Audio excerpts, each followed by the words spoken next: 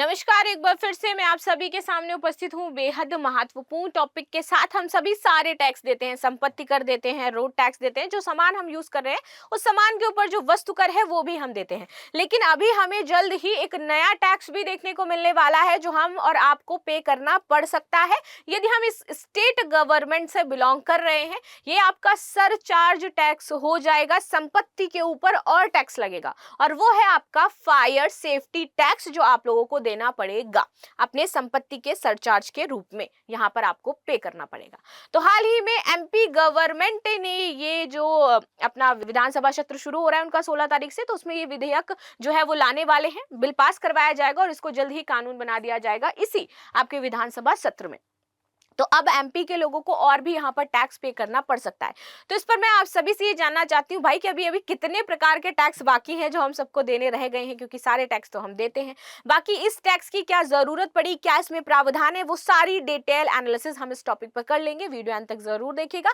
आपकी लेकिन इस पर क्या राय हो जाती है कि इस तरीके के टैक्स लगाने चाहिए या नहीं लगाने चाहिए, या फिर सरकार को इसके इतर कुछ अन्य जो चीजें हैं वो लेकर के आनी चाहिए। एक सबसे इंपॉर्टेंट बात कि ये देश का पहला ऐसा राज्य बन जाएगा जो कि फायर पुलिस स्थापित करने वाला है, फायर पुलिस की स्थापना करने वाला है। अभी तक किसी भी राज्य के पास फायर पुलिस नहीं है, लेकिन ये क्या है, अलग से एक पुलिस का कमान बनाने वाले हैं फायर पुलिस के नाम से।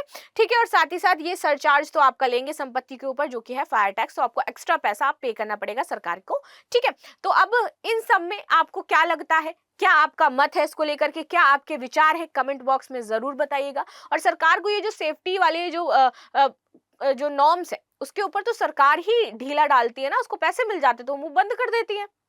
ठीक है, तो आप अपनी नीतियों का अच्छे से पालन करवाइए, हमें क्यों परेशान करें कि और हम टैक्स आपको पे करें। तो ऐसा ही कुछ यहाँ पर हो रहा है, तो इसी के बारे में करेंगे हम डिटेल एनालिसिस। मेरा नाम है प्राची मिश्रा और संस्कृति आज के इस प्लेटफॉर्म पर आप सभी का स्वागत है बहुत बहुत। लेकिन इससे पहले आप सभी के लिए एक सूचना भी है कि हमारे ये कोर्सेज जो है रनिंग कोर्सेज है, फ्रेश बैचेस है, जो भी बच्चे इसमें ज्वाइन करना चाहते हैं जल्द से जल्द ज्वाइन कर सकते हैं। एमपी के लोगों को देना पड़ेगा फायर सेफ्टी टैक्स, एक्ट लागू करने की तैयारी में सरकार है और इसी विधानसभा सत्र में ये आपका कानून बन जाएगा जिसकी मैं बात कर रही थी। तो मध्य प्रदेश के लोगों को संपत्ति कर के साथ सरचार्ज के रूप में अब फायर सेफ्टी टैक्स भी देना पड़ सकता है। ठीक है, सरकार जल्द ही प्रदेश में फायर सेफ्टी एक्ट लागू करने वाली है। अब इसकी जरूरत क्यों पड़ी, क्योंकि यहाँ पर इतने बड़े बड़े कांड हो चुके हैं अभी तक फायर सेफ्टी से लेकर के कि यहाँ पर सरकार को लगा कि नहीं भैया हमें जरूरत तो है इसकी, तो आप फायर सेफ्टी एक्ट लागू कर दीजिए, कोई बात नहीं। लेकिन ये टैक्स वाली कौन सी चीज है कि आप हर एक इंसान से यहाँ पर टैक्स वसूलेंगे उसको लेकर के। खैर, नगरीय विकास एवं आवास विकास ने इस एक्ट का जो मसौदा तैयार किया है उसमें फायर सेफ्टी टैक्स का प्रावधान भी है। ठीक है, एक्ट वो तो अलग, वो तो लगेगा ही लगेगा जिसके तहत आपके कुछ प्रावधान, लेकिन आपको टैक्स भी देना पड़ेगा इसके ऊपर। 16 दिसंबर से आपकी विधानसभा शुरू हो रही है, शीतकालीन सत्र में आपका ये फायर सेफ्टी जो एक्ट है ये वहां पर विधानसभा में लाया जाएगा और देन इस पर कानून बना दिया जाएगा। गुजरात में जिस तरह से आपका फायर सेफ्टी एक्ट लागू किया गया है उसी तर्ज पर मध्य प्रदेश में इसे भी लागू किया जा रहा है। तो गुजरात में पहले से आपका फायर सेफ्टी एक्ट है लेकिन वहां पर टैक्स नहीं लिया जाता और ना ही आपकी फायर पुलिस है, लेकिन यहाँ पर दो चीजें आपकी इंक्लूड करी जा रही है। फायर पुलिस का होगा गठन, इसके बारे में बात कर लेते हैं। इसमें फायर पुलिस के गठन का भी प्रस्ताव है। यदि कहीं आग लगती है तो फायर पुलिस उसी तरह काम करेगी जैसे आपकी रेगुलर पुलिस करती है, इन्वेस्टिगेशन करेगी, देखिए वो फायर से रिलेटेड जितने भी मुद्दे हैं उसको वो टैकल करेगी। फायर सेफ्टी एक्ट के ड्राफ्ट में नॉर्म्स का पालन न करने पर सजा और जुर्माने के प्रावधान है और साथ ही फायर सेफ्टी डायरेक्टर की नियुक्ति का भी प्रावधान इसमें किया गया है कि इसका एक डायरेक्टर नियुक्त होगा। डायरेक्टर फायर सेफ्टी नॉर्म्स पूरा होने पर एनओसी जारी कर सकेंगे। मध्य प्रदेश में पिछले 5 साल में फायर सेफ्टी एक्ट लागू करने की कवायद चल रही थी, ये अभी नया नहीं है, 5 साल से आ रहा था, लेकिन फाइनली अभी ये आ रहा है। अभी तक इसके मसौदे को मंजूरी नहीं मिली थी लेकिन अब मंजूरी दे दी है विधि विभाग ने, तो अभी ये आपका पेश होने वाला है।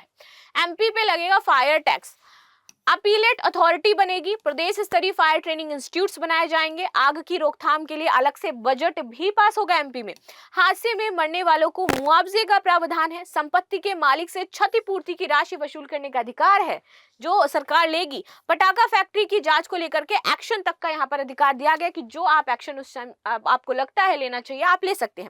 फैक्ट्री एक्ट 1948 की धारा 38(3) के तहत अग्निशमन सुरक्षा के प्रावधान किया जाना भवन मालिक को करना अनिवार्य किया गया था कि ये भवन मालिक की जिम्मेदारी है कि वो सारी चीजें देखेंगे।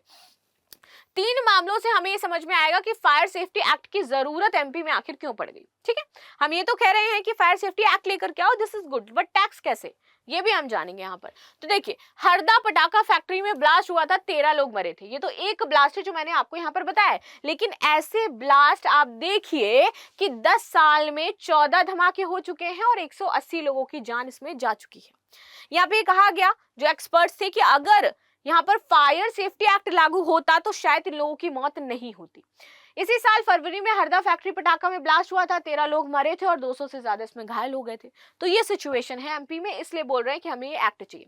सतपुड़ा भवन अग्निकांड की जांच कमेटी ने की थी और यहाँ पर सिफारिश की थी, भाई आप एक्ट लेकर के आओ। यहाँ पर जब आपकी देखिए कि यहाँ पर भवन में आग लगी थी और लोगों की यहाँ पर जाने गई थी।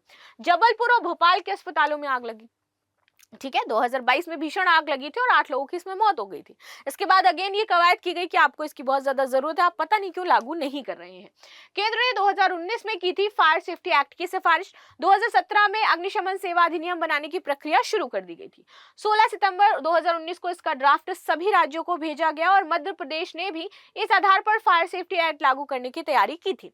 2019 के केंद्रीय फायर एक्ट में कुछ बदलाव हो गया जिससे एक्ट आपका लागू नहीं हो पाया और 2020 में कांग्रेस की सरकार गिरने के बाद ये एक्ट आपका ठंडे बस्ते में चला गया था।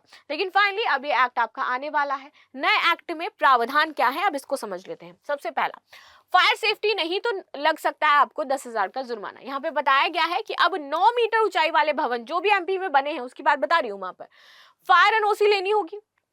ठीक है, और अब तक 15 मीटर ऊंचाई वाले भवनों के लिए यहाँ पर यह जरूरी था, लेकिन अब क्या है, 9 मीटर भी है अगर ऊंचाई तो भी आपको एनओसी चाहिए।